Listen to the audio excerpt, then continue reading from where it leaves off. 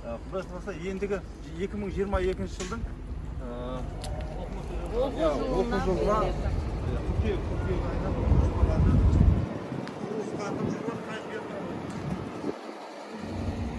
Құрылыс қарқын жүріп жатыр.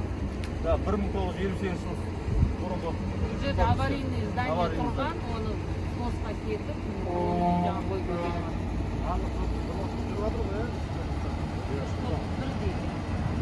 Берген компанияның представителі сұрақтарын Қанша бригада істеп жатырсыз? Қазір бұл жерде 4 бригада істеп жатыр. Әр корпуста бір бригада қойған. Бәрінің өзінің объемдары бар. Ішінде штукатурка, свах жұмыстар кетіп жатыр. Төбеде мына кровляға шықтық, алла кетіп кейін автомобиль үстін жауа бастайды. Жағы екінші этажға көтереміз. Спортзал, учебный корпус болады.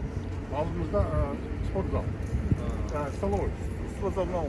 Спортзал мынау, алдымызда столовый бар. Мына жерде мастерской, пока жол жабылмау үшін кейінгі бастаймыз оны. Бір этаж болады, ол шебер қарап